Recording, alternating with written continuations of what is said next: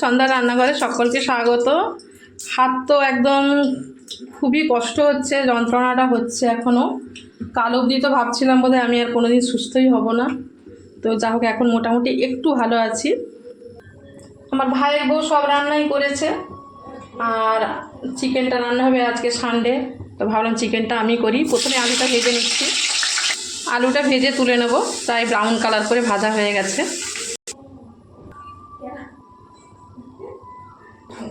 এরপর আমি একটা গোটা গরম মশলা, তেজপাতা আর লঙ্কা ফোড়ন দিয়ে দিলাম। এরপর আমি চিকেনগুলোকে তেলের উপর দিয়ে দেবো, দিয়ে একটা একটা করে একটু করে এপিট এপিট করে ভেজে নেবো। সবগুলো এরকম করে একটা একটা করে এরকম করে ভেজে নেবো। এইভাবে চিকেনটা রান্না করলে কিন্তু বেশ একটু অন্যরকম লাগে খেতে। আপনারা অবশ্যই একবার বানিয়ে দেখবেন, খুব সুন্দর হয়। এভাবে আমি এপিট এপিট করে আগে চিকেনগুলোকে ভেজে নিচ্ছি। এরপর দিয়ে দেবো এর মধ্যে পরিমাণ মতো লবণ। এরপর দেবো 1 চামচ লঙ্কার গুঁড়ি, 1 চামচ জিরের গুঁড়ো, অল্প হলুদের গুঁড়ো। এরপর দেবো 1 চামচ আদা রসুনের পেস্ট।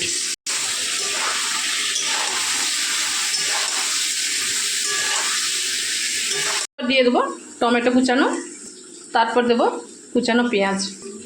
তারপর একটু ভালো করে মিক্সড করে নেব। ভালোভাবে এইভাবে মিশিয়ে নিয়ে আমি একটু চাপা দিয়ে দেবো। ফিরে এলাম 2-3 মিনিট পর। ভালো করে একটু কষিয়ে নিলাম। দেখুন একদম তেল ছেড়ে ছেড়ে বেরিয়ে এসেছে, পুরো রেডি হয়ে গেছে চিকেনটা কষার জন্য। এরপর আমি দিয়ে দেবো ভেজে রাখা আলুগুলো।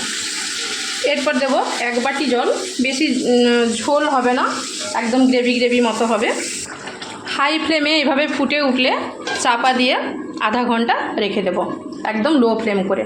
তারপরে রেডি হয়ে যাবে একদম চিকেনের এই রেসিপিটা।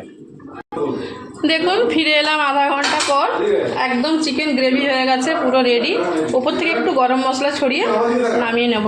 সকলে সুস্থ থাকবেন, ভালো থাকবেন।